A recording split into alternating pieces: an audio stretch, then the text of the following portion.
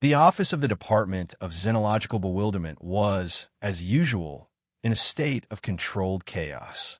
Dr. Valera Trin, the department's Vulcan director, surveyed the scene with an expression that might have been mistaken for exasperation on a less disciplined face. Her assistant, a young Balian named Nelex, hurried over with a stack of reports that threatened to topple at any moment. The latest theories from the quantum motivation team, Dr. Trin, Nelex said, his blue skin flushing a deeper azure with excitement.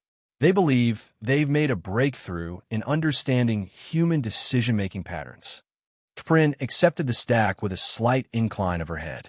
I find that highly unlikely, given their previous 17 breakthroughs, but I will review their findings nonetheless. The Department of Xenological Bewilderment, or DXB, as it was commonly known, had been established nearly a decade ago, shortly after the Federation's first official contact with Earth.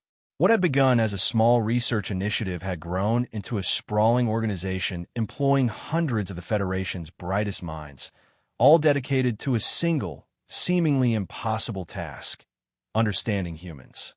The catalyst for this scientific obsession had been the infamous Humanity Starter Kit, a comprehensive data package that Earth's representatives had enthusiastically shared during first contact.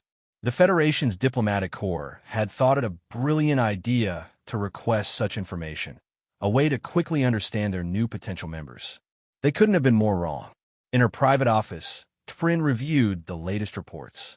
Dr. Zavik, a brilliant but increasingly erratic Andorian quantum physicist, had expanded his quantum chaos motivation theory. His central hypothesis posited that human brains operated on quantum uncertainty principles, making their behavior fundamentally unpredictable as an evolutionary survival strategy.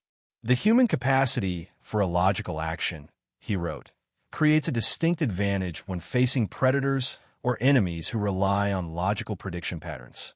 By incorporating a quantum randomness function into their decision-making neural pathways, humans become effectively impossible to anticipate with complete accuracy. Trin placed this report in her requires further evidence stack, which had grown to occupy an entire shelf in her office. Next came the report from Dr. Mira Seitvon, an Andorian xenoanthropologist whose work had once been highly respected before her obsession with human culture. Her mimetic parasite theory suggested humans were carriers for self-replicating information units called memes, which she claimed were first identified in the starter kit sections on something called the Internet. These mimetic entities, Seitvon wrote, appear to infect human minds and alter behavior to facilitate their own reproduction and transmission. This explains why humans will repeatedly reference seemingly meaningless phrases or images. Cats can have cheeseburger. This is fine. Never going to give you up. Even when such references serve no obvious communicative purpose. Trin moved this report to the possibly delusion-induced stack. The final report came from the department's most controversial researcher, Dr. Yalix of Denobula, whose background was in both theoretical physics and comparative theology. His board creator experiment, hypothesis posited that humans were the result of some transcendent entity's desire to create a fundamentally contradictory species just to see what would happen. The human capacity to hold diametrically opposed beliefs simultaneously, Yalix wrote, along with their propensity to pursue seemingly self-destructive behavior while possessing advanced rational capabilities, suggests they may be the product of deliberate design intended to test the limits of cognitive dissonance in a sentient species. Trin found she could not definitively categorize this report and created a new stack labeled metaphysically untestable.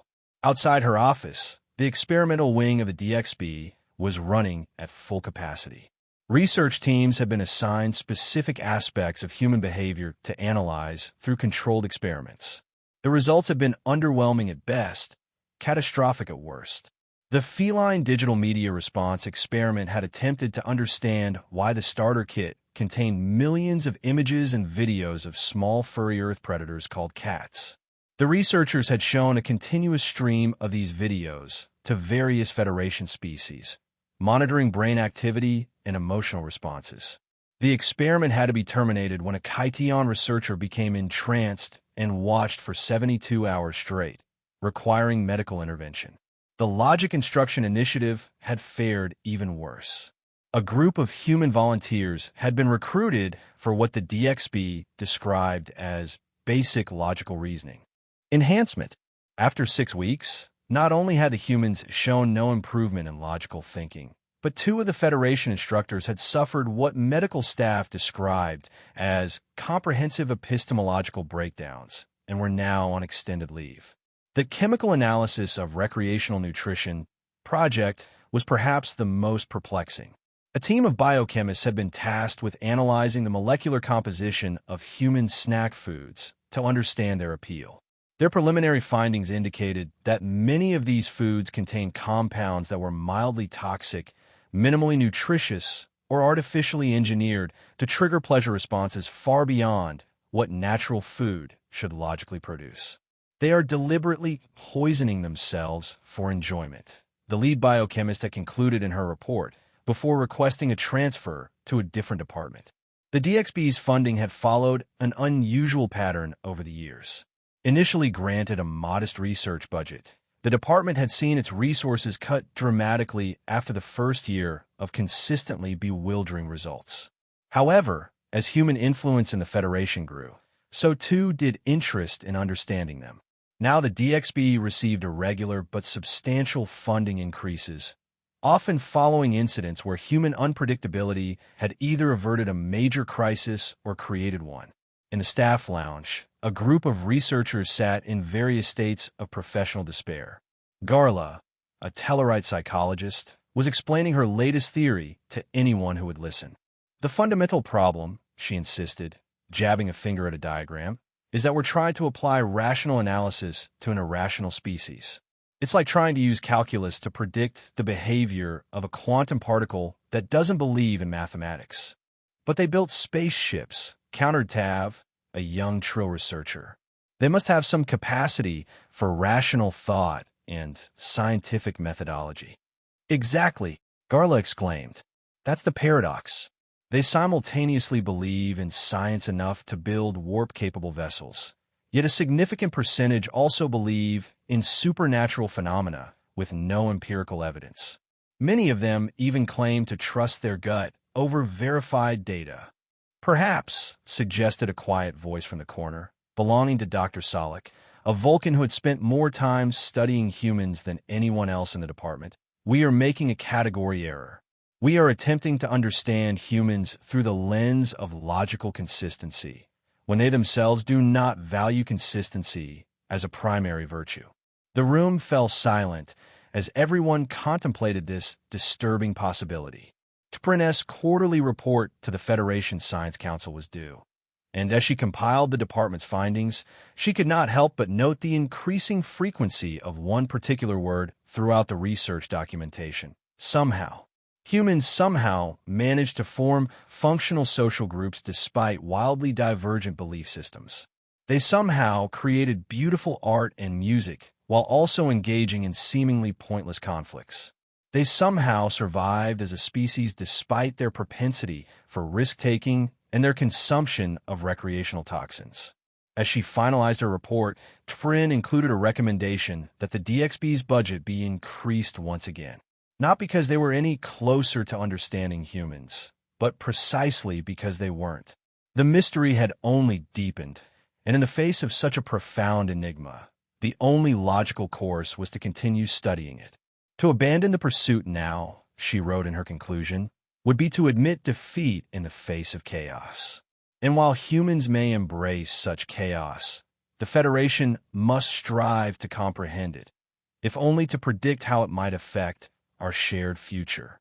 In the decades since first contact, the Federation's trade alliance had undergone a profound transformation.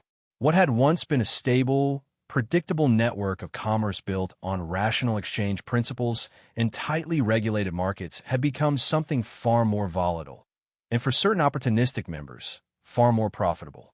Grax, a Ferengi trade representative, stood before a meeting of the Commerce Council, his sharp teeth bared in what his species considered a winning smile. Behind him, a holographic display showed market trend lines that resembled a mountain range, jagged peaks and valleys with no discernible pattern. Honored representatives, Grax began, I stand before you to report that the human-inspired Commercial Ventures Division has once again exceeded profit projections by 47%. There were murmurs around the table.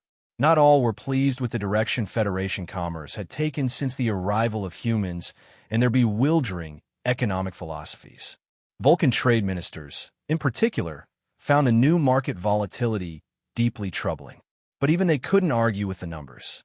Our flagship product line, Extreme Energy Enhancement Beverages, has expanded to 17 new Federation worlds, Grax continued, manipulating the holographic display to show containers of brightly colored liquids with names like Hyperwarp and Quantum Surge, emblazoned across them in aggressive typography. The beverages were, in fact, mild stimulants with excessive sugar content, modeled after something called energy drinks in the Humanity Starter Kit. What made them remarkable was not their composition, but their marketing, featuring humans performing physically impossible feats while consuming the product, accompanied by slogans that made no logical sense, yet somehow enhanced their appeal. The human consultant we hired assures us that the slogan, Hyperwarp, untether your molecules, is scientifically meaningless but emotionally resonant, Grax explained. We've tripled the retail price based on this meaningless phrase alone. Another council member, a Tellarite named Gorl, stood up with a gruff harumph. While Councillor Grax celebrates his beverages, my corporation has seen similar success with our Earth Extreme Adventure Experience tourism packages. The holographic display shifted to show various Federation species engaging in slightly modified versions of Earth recreational activities. Bungee jumping, with additional safety force fields, whitewater rafting in gentler currents, and something called extreme ironing, which several council members were certain had to be a misunderstanding of the starter kit data. We've discovered, Gorl explained, that by adding the word extreme to virtually any activity and introducing an element of controlled danger, we can charge premium rates for experiences that would otherwise be considered mundane or even unpleasant. Not all commercial ventures inspired by humanity had been successful, however. The chamber fell quiet as Councillor Clara Vulcan rose to speak, her face a mask of dignified restraint that nonetheless couldn't quite hide her discomfort. I must report, she said evenly, that the joint venture between the Vulcan Science Academy and the Earth Corporation, known as Social Media Dynamics Incorporated, has been terminated after generating a loss of 6.7 million Federation credits. The holographic display showed the logo for the failed venture, Logigram, the logical choice in social networking. We proceeded according to the business plan, Tlar continued. We created a platform where Federation citizens could engage in reasoned debate, share peer-reviewed research, and coordinate community improvement projects. The human executives assured us this would generate substantial user engagement. She paused, and for a brief moment, a flicker of something that might have been frustration crossed her Vulcan features. After 6 months, Logigram had achieved only 0.003% of the user base of competing human design platforms that feature. She consulted her notes, hot takes, flame wars, and cats looking surprised. The council chamber erupted with overlapping conversations, some sympathetic, others barely concealing their amusement at the Vulcans' miscalculation. Order was eventually restored by Ambassador Zedel, a Denobulan who had been among the first to recognize the commercial potential of human unpredictability. What our Vulcan colleagues fail to understand, Zedel said diplomatically, is that humans don't value efficiency in all contexts. Sometimes they deliberately choose the less efficient, less logical option because it provides emotional satisfaction. This is why my corporation's authentic Earth dining experience restaurants continue to thrive, despite serving food that takes longer to prepare, costs more to produce, and in some cases, contains fewer nutrients than replicated alternatives. The holographic display changed again, showing a chain of restaurants where Federation citizens waited in long lines to eat foods prepared by actual people rather than molecular replicators. The most popular item was something called a smash burger, which, as the name suggested, involved violently compressing a patty of ground animal tissue during cooking. a process that seemed to delight customers across species boundaries. Not all commercial ventures involving humans had remained planetside. Orbiting various Federation worlds were space stations that had been transformed into Earth-style shopping malls. Vast commercial complexes where the physical act of browsing and purchasing goods was treated as entertainment rather than a necessary transaction. The key insight, explained Counselor Mila, a Trill whose company had pioneered these structures, was realizing that humans often don't want the most efficient way to acquire goods. They enjoy the process of shopping itself, the browsing, the comparison, the social experience, and especially the perception of having found a bargain. Her company had perfected what humans called sales, temporary reductions in price that created a sense of urgency. They had discovered, much to their amazement, that they could actually raise the base price of items, then reduce them to their original price, and customers would rush to purchase them before the sale ended. It defies rational economic theory, Mila admitted, but consistent quarterly profits do not lie. The most volatile sector of the new human-influenced economy was investment markets. The previously stable Federation exchange had been transformed by the introduction of what humans termed speculative investment, essentially gambling on future values with real currency. The most perplexing aspect, reported Financial Regulatory Commissioner Tuvin, an Andorian whose antennae were permanently bent from stress, is the phenomenon humans call meme stocks. These are investments that gain value not based on the underlying asset's performance, but because of shared jokes, social signaling, or even simple momentum of group behavior. The holographic display showed the market history of a company that manufactured obsolete data storage devices. Its value had increased 8,000% in a single day after human investors coordinated on social media, apparently as some form of collective jest against traditional financial institutions. Our financial models cannot account for this, Tuvin said weakly. Traditional economic theory assumes rational actors making decisions to maximize personal gain based on available information. Humans frequently make investment decisions based on what they call vibes. The economic disruption wasn't limited to retail and financial sectors. The Federation's traditionally stable labor markets had been thrown into disarray by human concepts like work-life balance, following your passion, and perhaps most disturbingly, quiet quitting. We've had to completely revise our labor regulations, reported Commissioner Yarrow, head of the Interstellar Labor Standards Bureau. Humans insist on concepts like weekends, personal days, and not answering work messages during dinner. More concerning, these ideas are spreading to other species. The meeting concluded with the formation of a new task force dedicated to developing economic models that could account for human irrationality, or, as Ambassador Zedel more diplomatically phrased it, alternative rationality paradigms. As the council members filed out, Grax the Ferengi lingered behind, studying the market projections with gleaming eyes. His own corporation had just acquired the rights to something from the starter kit called cryptocurrency, and he could hardly wait to introduce it to unsuspecting Federation worlds. Humans, he muttered to himself with a mixture of admiration and bewilderment, the first species to turn confusion itself into a commodity. Admiral Tetrazak of Starfleet Command massaged his temples, a habit he developed over the past decade of dealing with human officers. The Andorian had commanded vessels for 40 years before humans joined the Federation, and not once during that time had he needed to create special regulatory categories like creatively interpreted orders or technically successful mission outcomes with unforeseen collateral complications. Before him on the desk lay the latest report from the USS Intrepid, a science vessel with a mixed-species crew, including a significant human contingent. What should have been a routine planetary survey had somehow seemed to be the operative word whenever humans were involved, resulted in first contact with a pre-warp civilization, the accidental introduction of a card game called poker to said civilization, and the unexpected discovery of a rare mineral deposit that could revolutionize Federation energy production. "Explain to me," Tetrazak said slowly to the holographic projection of Captain Kyranammer, a Bajoran officer with an exemplary record before being assigned human crew members, how a standard geological survey led to teaching alien beings how to bluff. Captain Namor's expression was one the Admiral had seen many times, a mixture of exasperation, pride, and resignation that seemed to be the default state for non-human officers who worked closely with Earth personnel. "Sir, Lieutenant Harrison's tricorder malfunctioned during the initial scan. Rather than waiting for a replacement from the ship as per protocol, he attempted to repair it himself using what he called a MacGyver special, apparently a reference to some human cultural figure known for improvised engineering solutions."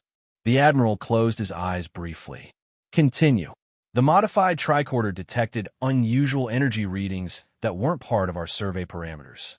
Again, rather than reporting back first, Lieutenant Harrison and Ensign Patel decided to investigate personally. They discovered a settlement that our initial scans had missed due to interference from the mineral deposits. Before they could withdraw, they were spotted by locals. "And the poker?" the Admiral asked, knowing he would regret the question. When surrounded by the locals, Ensign Patel claimed they were travelers who wished to share cultural exchanges. When asked to demonstrate something from their culture, Captain Namor hesitated. "They taught the locals how to play poker, sir, using makeshift cards created from their field ration packaging." "Of course they did," the Admiral muttered. "By the time I located them and established proper first contact protocols, the locals had become quite enamored with the game. Their leader had apparently won several hands using what Lieutenant Harrison described as an amazing poker face, and relations were unexpectedly cordial. During these impromptu diplomatic exchanges, we discovered the mineral deposits." The Admiral studied the full mission report. Despite violating at least 7 Starfleet regulations, the human officers had achieved positive diplomatic relations with a new species and made a valuable discovery. It was unfortunately a pattern he'd seen repeatedly since humans had joined Starfleet. "Captain, your human crew members will receive official reprimands for protocol violations," he said finally, "and unofficial commendations for the discovery. Please try to impress upon them the importance of following established procedures." "Yes, Admiral," Captain Namor replied, not bothering to hide her skepticism about the effectiveness of such a conversation. After ending the transmission, Admiral Razak turned to his aide, Lieutenant Commander Vorel, a Vulcan who had been silently taking notes. "Add this incident to the successful despite methods database," the Admiral instructed, "and schedule another meeting of the Human Integration Strategy Committee. We need to revisit the protocols again." "This will be the 14th revision," Admiral Vorel noted. "I'm aware," Razak replied dryly. "Perhaps this time we'll manage to create regulations that humans will actually follow for more than a month." The Human Integration Strategy Committee had become one of Starfleet's most challenging assignments. Its members, predominantly non-human officers with experience commanding human crew, met regularly to share experiences and develop strategies for effectively utilizing human Starfleet personnel without allowing them to completely undermine the chain of command. The committee had identified several patterns in human Starfleet behavior that defied conventional military logic. Humans had an inexplicable tendency to view regulations as guidelines, open to interpretation based on circumstances, form emotional bonds with technology, often attributing personalities to ships and equipment, resort to physical solutions, often involving makeshift weapons or hand-to-hand combat, when technological options were readily available, succeed through what they called hunches or gut feelings that had no basis in empirical data yet yielded positive results with startling frequency. The most concerning development was that these traits appeared to be contagious.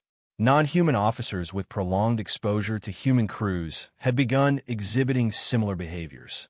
There were documented cases of Vulcan science officers suggesting intuitive leaps in their methodology, and a Tellarite engineer had been reprimanded for speaking to a warp core as if it were a stubborn child. At Starfleet Academy, the curriculum had undergone significant revisions to accommodate human cadets and prepare non-human cadets for serving alongside them. New courses included adaptive protocol implementation, unofficially known as when to bend the rules, intuitive decision-making in crisis scenarios, described by one Vulcan instructor as educated guessing, and the highly controversial creative solutions practicum, in which cadets were encouraged to solve problems using unorthodox methods.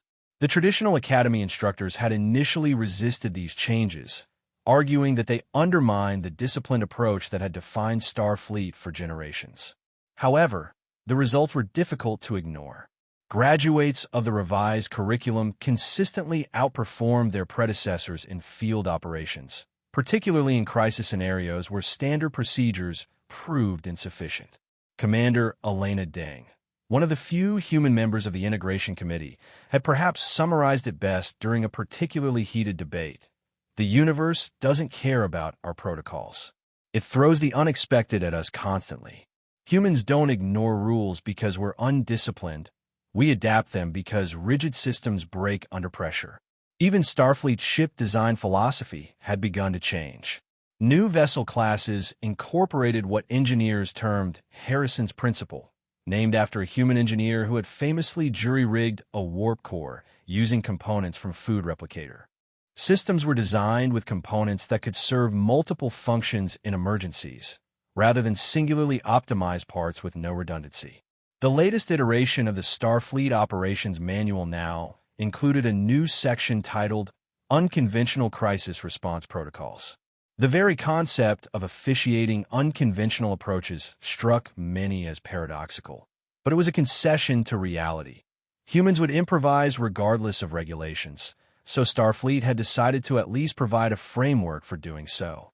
Admiral T.H. Razak reviewed the most recent Academy graduate assignments. Nearly 40% of new officers had requested postings on ships with human captains, citing greater opportunities for advancement and varied mission experiences. Even more telling, several non-human captains had specifically requested human officers for certain positions, particularly in security, engineering, and medical departments, areas where adaptability and creative problem-solving were most valuable. As he prepared for yet another committee meeting to discuss yet another protocol revision, the Admiral found himself contemplating the strange duality of human influence on Starfleet. They were simultaneously its most disruptive element and increasingly vital to its success in a chaotic, unpredictable universe. Perhaps, he mused, that was precisely why the Federation had accepted Earth into its ranks despite the obvious cultural incompatibilities. In a galaxy full of unknowns, having crew members whose specialty was dealing with the unexpected had proven surprisingly useful, even if it gave commanding officers perpetual headaches. Deputy Chancellor Zorp of the Federation Diplomatic Corps stared at the flickering holographic display with an expression that his staff had come to recognize as pre-migraine contemplation. The Tellarite diplomat had spent the last 3 hours reviewing reports of what his department officially termed human-adjacent diplomatic incidents and colloquially called Earthling messes. 17. He muttered, scrolling through the list. 17 separate incidents requiring diplomatic intervention in the past month alone. His assistant, a Balian named Mira, nodded sympathetically. The frequency is increasing, sir. We've had to expand the Human Diplomatic Interpretation Division again. The Human Diplomatic Interpretation Division, or Decoder Ring, as the staff had nicknamed it, had started as a small team of linguists and cultural anthropologists tasked with explaining human communications to the rest of the Federation. It now occupied an entire wing of the Diplomatic Corps headquarters and employed over 200 specialists, all dedicated to preventing or mitigating misunderstandings between humans and, well, everyone else. Let's review the priority cases. Zorp sighed, selecting the first file. The holographic display showed footage from a diplomatic reception on Vulcan, where the Earth ambassador had presented the Vulcan High Council with a gift, a large, ornate clock. The Vulcans had received it with their typical reserved politeness, but the subsequent report from cultural specialists was alarming. In Vulcan culture, Mira explained, timepieces as gifts are traditionally associated with mortality and the counting down of one's remaining lifespan. Essentially, the ambassador accidentally implied they were looking forward to the High Council's death. Wonderful, Zorp growled. And I assume they didn't consult our cultural database before selecting this gift? They did, sir, Mira replied. But they consulted the section on human gift-giving traditions, not Vulcan gift-receiving taboos. The next incident involved a human business delegation on Andoria. During trade negotiations, the lead human negotiator had attempted to build rapport through what humans called small talk, commenting on the architecture of the ancient ice chamber where the meetings were held. They said, and I quote, "This place could really open up nicely with some windows and skylights. Maybe let in some natural warmth." Mira read from the report. "In an ice building, on a moon where surface temperatures rarely rise above freezing," Zorp clarified. "Yes, sir." The Andorians interpreted this as a deliberate insult, suggesting their architectural traditions were flawed and should be more Earth-like. It took 3 days to convince them it was simply human conversational awkwardness. The incidents continued. A human tourist on Risa had attempted to befriend a carnivorous plant species by feeding it snacks. A human cultural exchange student on Tellar had won a traditional argument contest by employing what they called dad jokes rather than logical rhetoric, causing a minor philosophical crisis. And perhaps most alarmingly, a human diplomat had accidentally proposed marriage to a Klingon ambassador by appreciatively slapping his back after a successful negotiation. How are we addressing these issues? Zorp asked, closing the files before they could worsen his impending headache. The decoder ring has developed several initiatives, Mira replied, bringing up a new set of documents. We've created a simplified emergency cultural guidelines pamphlet that all human travelers now receive, highlighting the most dangerous faux pas for each Federation world. The document appeared on the display, featuring cartoon illustrations of humans in various awkward scenarios with large red X marks through them. We've also established mandatory cultural sensitivity training for all diplomatic personnel, with special emphasis on human staff. And we've implemented the translation pause protocol for all official diplomatic communications involving humans. The translation pause protocol was perhaps the division's most significant innovation. It introduced a mandatory 30-second delay in all diplomatic transmissions to or from human representatives, during which linguistics specialists quickly reviewed the content for potential misunderstandings before allowing it to reach the intended recipient. Has it been effective? Zorp asked. We've prevented 14 major diplomatic incidents in the first month alone, Mira confirmed. Though some human diplomats have complained about the delay, they'll complain more when they accidentally declare war through a misplaced idiom, Zorp muttered. The most complex challenge facing the diplomatic corps wasn't the humans themselves, but the way human expressions and concepts were seeping into interstellar diplomatic language. Federation Standard, once a precise and logical language designed specifically for clarity in diplomatic communications, had begun to incorporate Earth idioms, metaphors, and grammatical structures that often confounded translation systems. Phrases like "let's touch base," "ballpark figure," and at the end of the day had no direct translation in many Federation languages, yet were being adopted by diplomats of all species due to regular exposure to human colleagues. This linguistic drift was creating a secondary layer of potential misunderstandings that the decoder ring was struggling to track and manage. We've started a quarterly lexicon update, Mira explained, displaying a database of newly incorporated human expressions with their closest equivalents in various Federation languages. But human language evolves so quickly that we're always playing catch-up. Zorp scrolled through the lexicon, his frown deepening at entries like yeet, apparently meaning to throw something with great force, but also used in contexts where no throwing occurred, and vibe check, a concept so nebulous that the definition simply read contextual emotional assessment with variable parameters. Is it possible, Zorp asked with weary resignation, that we're approaching this all wrong? Perhaps instead of trying to make humans conform to established diplomatic norms, we should be adapting our protocols to accommodate their peculiarities? The question hung in the air, heretical yet increasingly difficult to dismiss. Before Mira could respond, a priority alert flashed on the display. Another incident requiring immediate attention. A human cultural attaché on a newly contacted world had apparently introduced the concept of practical jokes to a species that took all communications literally. Zorp let out a long-suffering sigh and activated his comm link. Get the division's first response team ready. And someone find me the definition of whoopee cushion for the briefing. As he prepared to deal with yet another diplomatic fire, Deputy Chancellor Zorp couldn't help but reflect on the irony of the situation. The Federation had spent centuries perfecting the art of interspecies diplomacy based on principles of logic, clarity, and mutual respect.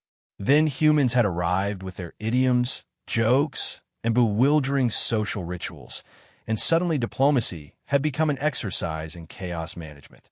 Yet, oddly enough, there were signs that this new approach was yielding unexpected benefits. Several species that had previously resisted Federation overtures, finding its conventional diplomatic approach too rigid or formal, had responded positively to human envoys. Their very unpredictability seemed to make them more relatable to certain cultures, their diplomatic failures as illuminating as their successes.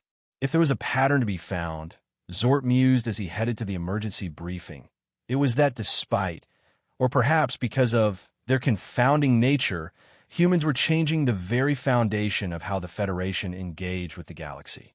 Whether that change would ultimately prove beneficial remained to be seen, but one thing was certain. There was no going back to the pre-human era of straightforward, logical diplomacy. The Grand Assembly Hall of the Federation Council was filled to capacity for the presentation of what many considered the most anticipated research project in recent memory. After nearly 70 years of human integration into the Federation, the Committee for Cultural Assimilation Assessment, CISA, was finally ready to present its comprehensive findings on the long-term impact of humanity and its infamous starter kit on Federation society. Dr. Alarin Vosh, a distinguished Trill sociologist who had dedicated her entire career, across 2 host lifetimes, to studying cultural integration patterns, took the podium. Her spotted complexion betrayed a slight nervousness as she faced the assembled dignitaries and academics. Honored representatives of the Federation, she began, her voice steady despite her apparent anxiety. Today I present to you the culmination of 7 decades of research into what is perhaps the most significant cultural phenomenon our collective civilization has ever experienced, the influence of humanity on the United Federation of Planets. The holographic display behind her activated, showing a complex network of interconnected nodes representing various aspects of Federation culture before and after its admission. When we began this assessment, we expected to measure various degrees of cultural exchange, similar to what we've documented with other member species. What we discovered instead was something unprecedented, a fundamental transformation of Federation society at nearly every level. The display shifted to show comparison metrics across multiple cultural indicators: art, language, religion, entertainment, education, commerce, governance, and more. In every category, there was a clear delineation between the pre-human and post-human Federation, with the latter showing dramatically increased diversity, complexity, and in some cases, what the researchers had categorized as structured chaos. The changes have been both subtle and profound, Dr. Vosh continued. Consider, for example, the evolution of Federation standard language. The display showed a linguistic analysis comparing the official language of the Federation before and after human integration. What had once been a precise, logical constructed language designed specifically for clarity in diplomatic and scientific communication had evolved to incorporate not only Earth vocabulary, but human linguistic patterns, idioms, metaphors, slang, and even grammatical structures that prioritized expression over precision. Federation Standard now includes over 3,000 Earth-originated idioms and expressions, many of which make little literal sense, yet have been widely adopted by all member species. Phrases like break a leg to wish someone success, raining cats and dogs to describe heavy precipitation, and piece of cake to indicate ease of accomplishment have no logical basis, yet have become common across worlds where neither legs, cats, dogs, nor cake exist in any recognizable form. The audience shifted uncomfortably. Many of them had used such expressions earlier that very day, without even realizing their Earth origin. Even more remarkable has been the influence on Federation spiritual and philosophical traditions. Nvash continued, advancing to the next section of the presentation. The display showed the emergence of new religious and philosophical movements that combined elements from Earth mythology and belief systems with indigenous traditions from across the Federation. The harmonic path, a spiritual practice that incorporated Vulcan meditation techniques with Earth concepts of mindfulness and elements of Buddhism, had millions of followers across dozens of worlds. The Cosmic Trickster movement combined aspects of Earth Norse mythology with Andorian ancestral beliefs, creating a new philosophical framework that celebrated unpredictability as a cosmic principle. We've documented over 40 major new religious or philosophical traditions that emerged directly from exposure to Earth concepts found in the starter kit, Nvash explained. Many of these drew from fictional or entertainment sources rather than actual Earth religions, creating fascinating hybrid belief systems that their adherents take entirely seriously. She paused, allowing the significance to sink in. In essence, what human fiction imagined as religion has, in some cases, become actual religion within the Federation. The line between human creativity and Federation reality has blurred in ways we are still struggling to fully comprehend. The art historian on the committee, a Benzite named Morden, took over the presentation. The holographic display shifted to show a gallery of contemporary Federation art spanning various worlds and species. Perhaps nowhere is human influence more visually apparent than in the evolution of Federation aesthetics, Morden explained, his breathing apparatus making his voice slightly mechanical. Pre-human Federation art was predominantly characterized by formalism, symmetry, and adherence to established artistic traditions. Unique to each member world, the display showed traditional Vulcan geometric abstractions, precise Andorian ice sculptures, and ritualistic Tellarite metalwork, all characterized by order, tradition, and clear artistic lineage. Post-human influences introduced concepts that have fundamentally transformed artistic expression across the Federation. Morden continued, advancing the display to show contemporary works. The contrast was striking. Chaotic splashes of color in what had been labeled human abstract expressionism, sculptures combining traditional alien forms with Earth-inspired absurdism, and perhaps most tellingly, countless variations of feline imagery. The Neo-Dadaist revolution, as it's now known, began when human artists introduced the concept of intentionally meaningless or satirical art, a notion previously inconceivable to many Federation species who viewed art as inherently purposeful. This spawned the cosmic absurdism movement, now the Federation's most widespread artistic philosophy. The display showed a particularly famous piece, a traditional Andorian ice sculpture of perfect geometric precision that had been deliberately melted into an irregular shape, then refrozen and titled Impermanence Number 7, or whatever. Most notably, Morden continued, the human concept of memes, self-replicating cultural units that spread based on humor, relatability, or simple repetition rather than artistic or intellectual merit, has transformed not just art, but communication itself. The holographic display cycled through dozens of variations of what had apparently become the Federation's most ubiquitous meme, an image of a Vulcan raising a single eyebrow with text overlays expressing logical contradictions or emotional reactions that a Vulcan would never verbalize. This particular meme template has been translated into 57 languages and adapted for over 200 member worlds.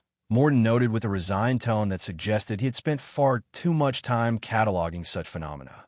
Dr. Nvash returned to the podium as the presentation shifted to cover Federation holidays and cultural celebrations. Perhaps one of the most unexpected developments has been the adoption of Earth holidays across Federation worlds, often with significant modifications or misunderstandings of their original purpose. The display showed celebrations of Halloween on Tellar, where the concept had evolved into a complex ritual of confronting literal and metaphorical fears through elaborate costumes. On Andoria, Christmas had been reinterpreted as a midwinter festival celebrating resource abundance, complete with a blue-skinned gift-bringer riding a domesticated ice boar instead of a sleigh. Most fascinating is how these holidays have been melded with existing traditions, Nvash explained. The Vulcan holiday of Thasi Marik, traditionally a solemn day of logical reflection, has in many communities been combined with the Earth concept of Thanksgiving to create gratitude through Logic Day, where participants logically analyze the statistical improbability of their fortunate circumstances. The committee's linguist, a trill named Dr. Kren, presented findings on language evolution beyond formal Federation standard. The display showed a complex map of word origins and linguistic drift across Federation worlds. Casual speech throughout the Federation has incorporated not just Earth vocabulary, but human patterns of expression, Kren explained. The use of hyperbole, once considered dishonest or illogical by many species, has become commonplace. Statements like, "I'm dying of embarrassment," or "this will take forever," are now understood as emotional emphasis rather than literal description, even among species who previously had no concept of figurative language.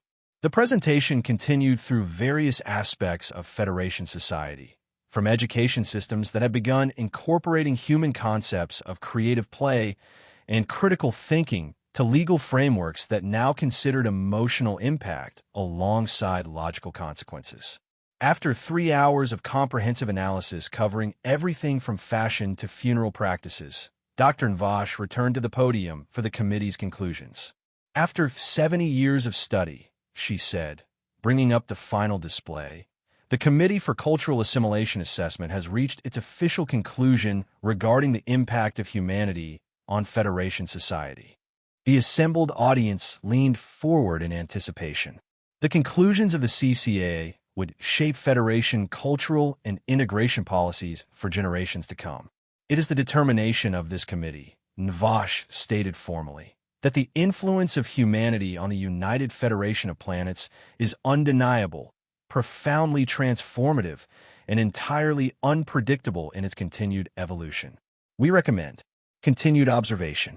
There was a moment of stunned silence, then a wave of murmurs spread through the assembly hall. "That's it," called out a Tellarite representative. 70 years of research, and your conclusion is essentially humans are changing things, and we should keep watching. Dr. Nvash smiled slightly. "I understand your frustration, Representative. But if our research has taught us anything, it's that imposing rigid frameworks of understanding on human influence is both futile and counterproductive. The beauty and challenge of humanity's contribution to our shared culture is precisely its resistance to definitive categorization." She gestured to the vast display of cultural transformations behind her. "What we can say with certainty is that the Federation that existed before Earth joined is gone forever. What we are becoming is neither better nor worse, but it is unquestionably more interesting." As the assembly hall emptied following the conclusion of the presentation, attendees found themselves in a Federation pavilion that perfectly illustrated the committee's findings. The Grand Plaza was a living testament to the hybrid culture that had emerged over the decades. A Vulcan musician played a traditional lyre, but the composition was clearly influenced by Earth jazz, incorporating improvisation and syncopated rhythms that would have been considered illogical in pre-human Federation. Nearby, a Tellarite chef operated a food stall selling authentic Chicago-style deep dish pizza with Andorian frost peppers and Risian sea fungi as toppings. A group of Andorian children ran past, engaged in an elaborate game that combined their traditional ice hunting simulations with elements of Earth's tag and hide-and-seek. They wore colorful clothing adorned with images from human popular culture, their natural blue skin contrasting with the bright yellows and reds of their garments. On a public view screen, a news announcer was concluding a report about the CCA presentation. She ended with the now ubiquitous Federation media sign-off that had originated from a casual human expression, and that's the way it is. Have a nice day. In the decades since the first Federation diplomat had asked what was in the Humanity Starter Kit, the initial regret at that inquiry had transformed into a complex mixture of confusion, exasperation, adaptation, and, though many would be reluctant to admit it, a certain fondness for the chaos humans had introduced to an otherwise orderly interstellar society. The Federation had indeed been changed forever. Its previously predictable diplomatic protocols now incorporated human intuition and flexibility. Its economy fluctuated with trends and fads rather than following logical resource allocation. Its Starfleet officers approached challenges with creative improvisation alongside methodical procedure. Even its concept of self had shifted from a collective of distinct species united by shared logical interests to something more organic and messy, a true cultural melting pot where traditions blended, evolved, and sometimes contradicted each other, yet somehow held together. As one Vulcan philosopher had reluctantly concluded in a controversial paper, the paradox of human integration is that while their presence defies logical prediction and resistance to categorization continues to frustrate scientific inquiry, the Federation has ultimately benefited from the introduction of controlled chaos into our previously ordered systems. Like a properly prepared plomeek soup requires a pinch of earth salt to bring out its flavors, perhaps Federation civilization required humanity's logic to reach its full potential.